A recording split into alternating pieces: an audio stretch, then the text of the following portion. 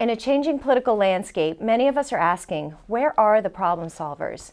Those who go beyond being a talking head, someone who moves into action, becomes a true change agent for their community and a broader society.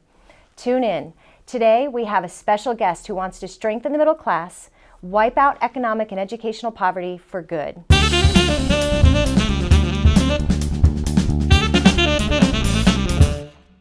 Welcome. My name is Lisa Allen, and this is As a Matter of Fact.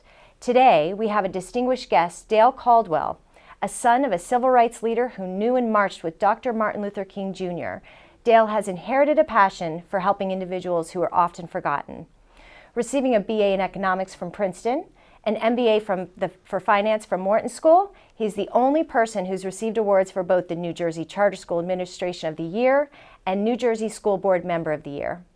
Since 2013, he has been a CEO and head of the Village Charter School in Trenton, New Jersey. His direct experience at the school has led him to start the middle class movement, a movement to reduce financial and educational poverty and bring people together from all sides to improve society in a measurable way. Welcome, Dale. Thank you. Thank you so much for having me. Yeah. This is wonderful. Thank you. What an honor to have you. It's an honor to be here. Yeah. Okay, so I want to start with this. We are in a heated presidential election this year. It's unprecedented. We have a lot of different things that are going on. It's partisan, right? Nobody seems to agree on anything. But Pew Survey came out with an interesting survey to say that even though the candidates don't agree on much, there's top 5 issues that they do come together and say are important. And one of those big issues are jobs, strengthening the middle class. Absolutely. Right? Absolutely. And I feel like that's a really big issue to talk about, right? And when you turn on the TV, everybody's talking about it, but no one's doing anything about it. Right. No one's really making a difference, and that's why you're here today.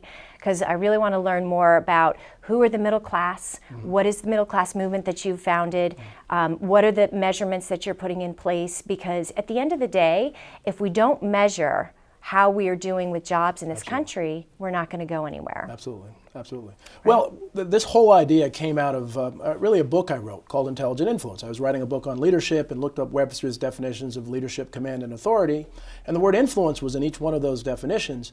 And it set me on this path to understand what influence is, and I really learned that we do what we do, think the way we think, and accomplish what we accomplish because of influence. And it also helped me to look internally. That's part of the first step. And I looked at my dad, who knew and marched with Dr. King, as you mentioned, who's alive, lives in Asbury Park, and is certainly during Black History Month and Dr. King's birthday is speaking everywhere.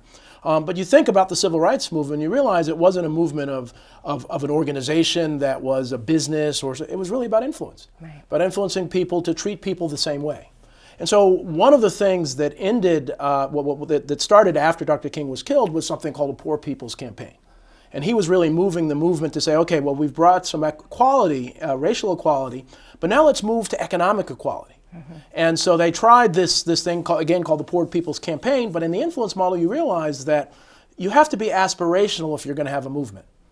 Civil rights movement versus Poor People's Campaign or Occupy Wall Street and those types of things.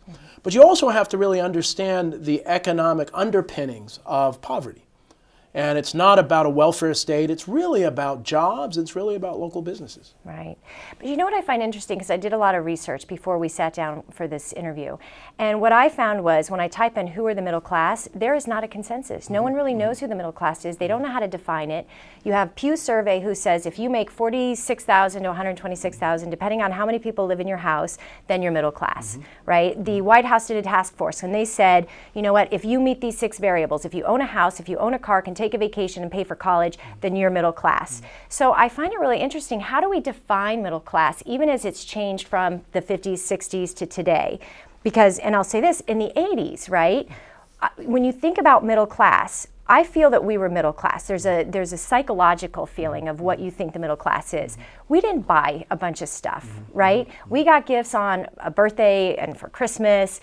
And today I feel like in order to be in the middle class, you have to buy a lot of stuff and be a part of Amazon.com with the deliveries every other week. Right. So who are the middle class? Well, one of the things, and you'll hear me repeatedly talk about this idea of top-down versus people-up. And one of the challenges with the middle class is that government, when it's top-down, tries to pin a number on everything, on middle class. Right. And the middle class in Summit is very different than the middle class in Newark, you know, even though they're just miles away. And so instead of a specific number, that we're really trying to define an ability to pay your bills. And really not an individual ability to pay your bills, but an ability to pay your bills based on the household income. And that could be multiple people in the household. The average is 2 people, 1 child. And so what we're doing is, instead of kind of giving a hard and fast definition of middle class, what we're doing is really trying to identify what percentage of people in America households can't pay their bills. Right. And the data is startling. It really is startling. And it really goes to prove that if you don't measure something, nothing will be done about it. And that's kind of where we are now, that nothing is really being done about growing the middle class, though the platitudes are incredible during this presidential campaign, yet nobody has really talked about a specific plan on either side of the aisle. Right. Right, and we're going to talk about the measurements, and I'm soon. But what I'm interested in is when you talk about paying your bills. So there is a difference between being able to pay your bills and feeling like you have to do other things, like save for retirement, send your kids off to college. So to your point, when you talk about someone who lives in Summit, we might be able to do that as the middle class, but someone who lives in Newark or Detroit says, you know what, I raise my hand, I'm part of the middle class, but I still can't, I can afford to pay my bills, but I can't afford to save for college. Exactly. So how does that play in, right, in terms of measuring? Because should we include that as part of the measurement? Yeah, and so what we're doing, and initially actually when I came up with this idea, we had a middle class index. And because of those kinds of things, approached some of the universities to do that research, to include some of those things. And what you found is that that so often people in education make things overly complex. Right. And when we started looking at the actual numbers, we realized that we can't even get to the middle class because there's so many folks that were middle class that can't even pay their bills. So we're starting that to kind of awaken America and really the world to the fact that this measurement is really what you should be holding politicians accountable for. Right. And they're not held accountable for this. And I will talk later why that impacts everything. Every issue out there is really related to this living wage index. All right, so I have a statistic for you because I love statistics. According to author Peter Kiernan, who wrote, it's a book called American Mojo, Restoring Our Middle Class, he quotes that up until 1930, it took that long from the beginning of time to reach 2 billion people in our population. By 2014, it tripled to 7.25 billion with a target of 8 billion by 2025. Now, we're going to move into, I'd love to get into the measurement because you're talking about the living wage and being able to pay your bills. By 2025, with 8 billion people on the planet, they say there's only going to be about 4 million jobs to serve that. So let's talk about the living wage index and measuring how, by the sheer numbers, we won't have enough jobs. Well, see, one of the things, and again, this living wage index and this intelligent influence approach has opened my eyes to some of the challenges of the global economic system. That there's a fallacy to think that bigger is better, that bigger is more efficient, that bigger actually is better for society. But you really look at why America was successful, it was about the local mom and pop businesses growing. Yeah. And there are billions of jobs that don't exist because we're killing the mom and pop businesses around the world in favor of these large corporations. Now, I believe large corporations are very important, but they're no more important than those local businesses. And unfortunately, the construct of, we have kind of a plutocratic capitalistic system, and I'm a big believer in the democratic capitalistic system that built this country, that you allow entrepreneurship to really thrive. And that really has been the fuel of growth historically, yet we've forgotten about that. Right. And that is where, so if you really think and you change your mindset from this democratic capitalistic world instead of this plutocratic capitalistic world, you can really see how it's good money. It's good for wealthy people to create more jobs so that people buy more things. It just makes sense. The more jobs there are, the better everybody does. Right. So where did it break? Where are we having less small mom and pops? Now, you talked about the bigger organizations taking over the big corporations, but where did it change? How did that happen? Well, it's interesting. What happens is when you have a big organization, you have, they are entities on themselves and they feed on themselves. And so you find a lot of people know the system is bad, but they don't do anything about it. So one of the things that on Wall Street, this thing called short-termism, where, and these are CEOs and others who are basically, they're forced every quarter to find profits, which sounds like it makes sense, but what happens is you can't make long-term investments. Right. And so for shareholders, it's been proven that in the long run, that short-termism is not good for shareholders. Yet we're under the assumption that making profits every quarter will be great for shareholders. And it kills business in the long run. So you start looking at some of these constructs. But the influence model, and some will say, well, you can't do anything about Wall Street, you can't do anything about short-termism. But if you look at this influence model, nothing exists except influence. Right. You know, if it wasn't for Steve Jobs, these smartphones that everybody has didn't exist years ago. Right. So think about what we can do to change the world if people understand it's in the best interest of everybody, wealthy or poor, to really look at creating jobs in local communities and really allowing that to happen. Right. And you had mentioned when we talked even prior to potentially get lobbyists involved for the small business, because when you go to Washington, everybody has a lobbyist, but there's nobody truly lobbying for, you know, you look at Summit downtown. I want to bring this into even local. You know, we have a lot of empty storefronts. We just went through an election where people are like, why do we keep losing stores? I think we have a lot of challenges there. One, the rents are going up, so the business owners can't afford it, right? I've never understood why we wouldn't want, you know, somebody who owns a building, why they wouldn't want to rent instead of having it sit empty. But with that's happening, there are people who can't afford the taxes. So how do we start to change the tide on filling these empty stores? Well, again, the influence model really changes, and I encourage everybody who's listening to really begin to think about how they're influenced to look at the world. And one of the challenges we have in America in particular is this idea of the self-made man. The idea that you pull yourself up by your own bootstraps with no help and you become successful. And frankly, nobody's ever done that. Right. That everybody has someone who's been a supporter and influencer to help them become successful. You say, well, how does that relate to the local business? What happens is we look at local businesses, and when they close, we say, well, they just weren't good enough to run the store. Yet when you look at some of the tax breaks that some big companies who come in and cannibalize those local stores, it's not a level playing field. Right. It's not a true capitalistic system where true competition. And so I'm a big believer, I'm big into sports, and true competition. Right. And so when you look at it, and one of the things that I like to say is that there are no villains here, that I don't blame anybody who's making money off of the system. But the system is what it is. And we need to really recognize that you have lobbyists in Washington. Local businesses can't hire those lobbyists. So they're going to support the big companies, and the big companies are going to get tax breaks. Some of the major companies are paying less in taxes than the local mom and pop pizza shop. And that's not because they're evil, it's because there's a lobbyist that they could afford who could get Congress to really pass legislation that really gives them a leg up. We need to recognize that that's why there's an inequality in the business success and really start to say, let's level the playing field. Let's make sure that these businesses, these local businesses have a chance to start and succeed. Right. So another statistic, the average American saves only 5 to 7% a year at best.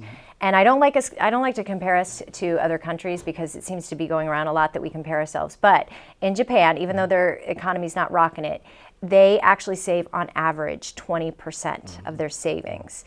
What is it about Americans that we are not saving?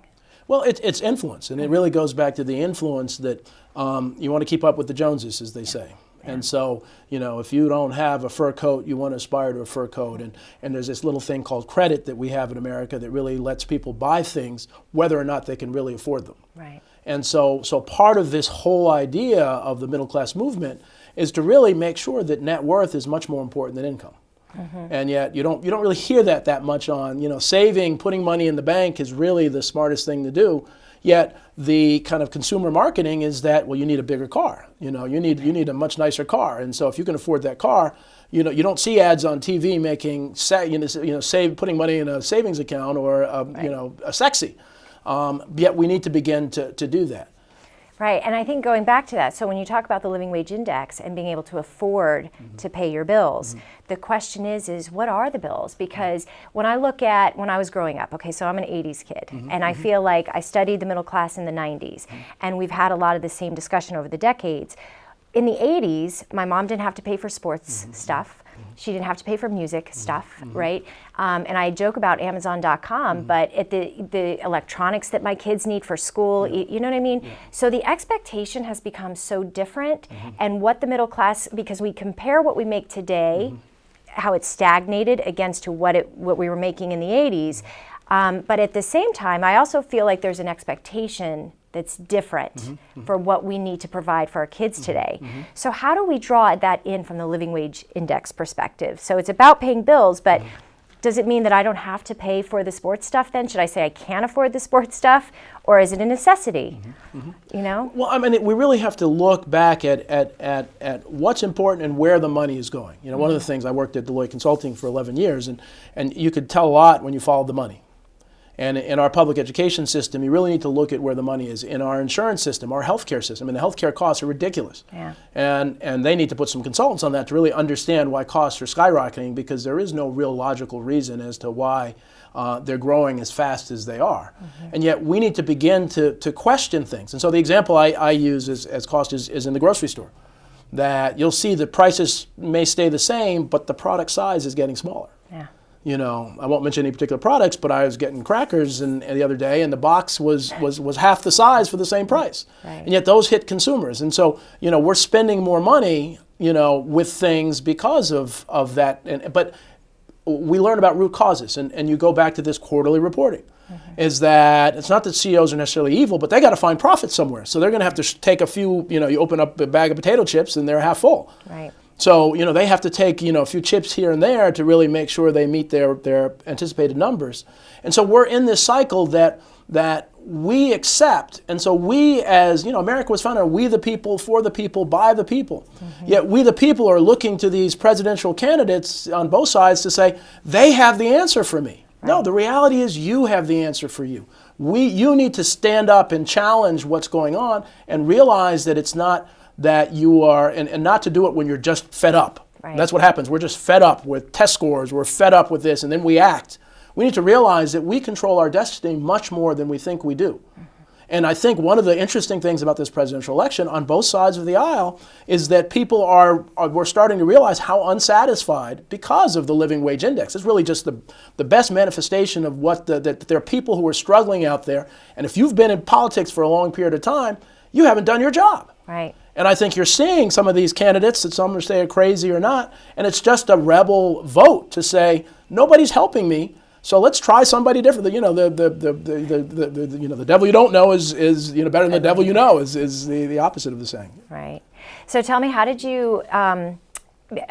you create the living wage index as an index? So just for the viewers, I would say you would explain it to me. It's almost like the Dow for the stock market.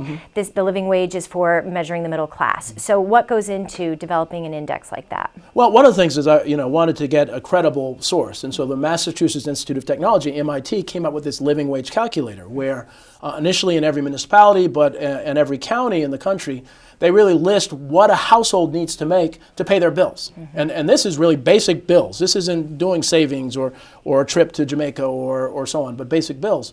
And so what we did is we took that against the actual municipal income based on the census and really came up with a percentage to really say what is it in the country. And it was incredibly eye-opening as to really how this country is really struggling. Right.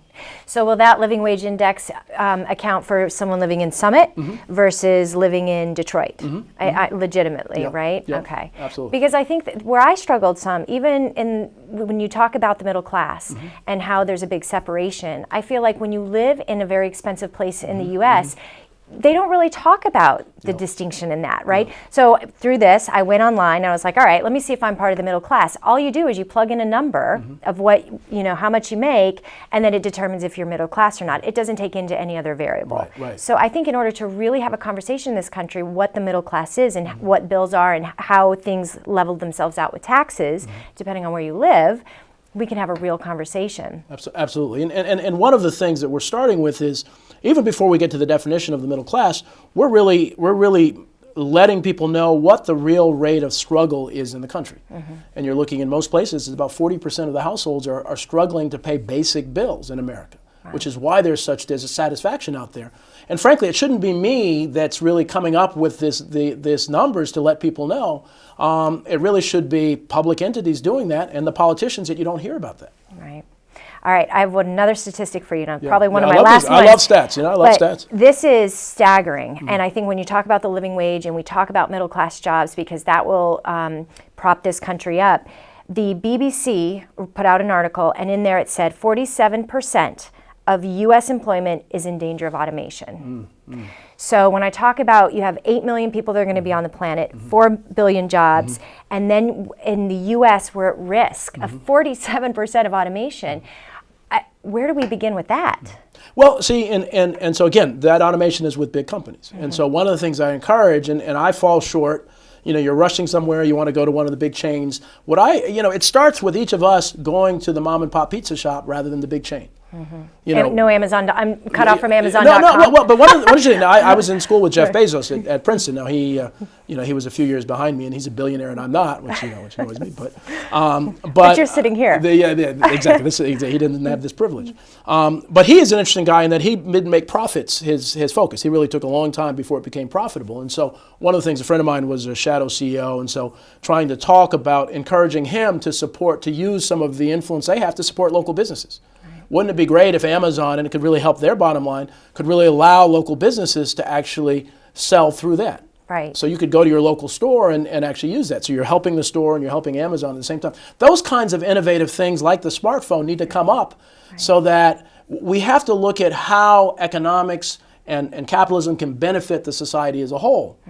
Because we're under this delusion of the self-made man idea, and so we figured that if a company comes into a town and cannibalizes all the stores and maximizes profits, who is that good for? It's not really good for anybody. Whereas instead of that big company, you have the local, hardware stores are disappearing everywhere. Everywhere, yeah. Everywhere. And you have those hardware stores, and those hardware stores are more likely to hire the local person who is not, doesn't have a living wage in their household. Right. And we need to look at that because the cost of that, of them not being able to pay their bills and unemployment and other things, far outweighs any profitability that comes to it, on the country's behalf. Right.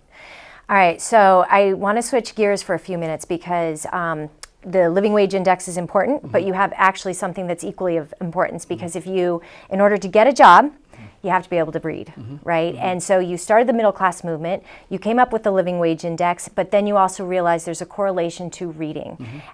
Is there a reading crisis in this country?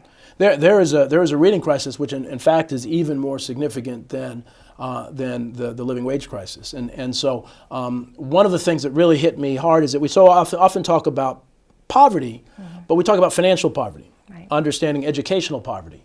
And if you don't measure it, nothing gets done about it. So we said, okay, well, we have this living wage index. Let's look at the measure of educational poverty, and reading is fundamental. Right. People can hate parks, stores, or whatever, but nobody argues that you have to read to really succeed in society.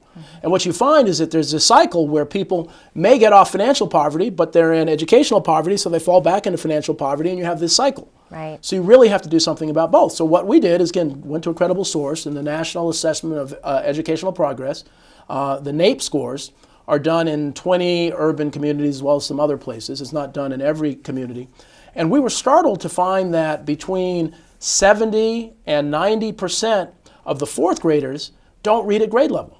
And you say, well, what does that mean? Well, all the researchers say that you learn to read by third grade, you read to learn fourth grade on. And so if you're not reading at grade level in fourth grade, you fall further and further behind. And that's the pipeline to prison, that's a pipeline to unemployment, it's a pipeline often to death. Right. And yet you have 91% in Detroit, 92% in Detroit, 91% in Cleveland, I think it's 65% in New York City, of kids who can't read at grade level. And the crazy thing is that if that was if that was a cold, if 91% of the kids in Detroit had a cold, there would be a national health epidemic, but they can't read. And yet we have all these presidential candidates. I shouldn't be the one who's telling folks that we have a reading crisis in this country, because these are the people who are going to be robbing people in the future. Right. And so until we start dealing with this, we are in serious, serious trouble. Yeah, absolutely. I feel like education has been such a big topic over the last couple of years. And, we have a great education system in Summit.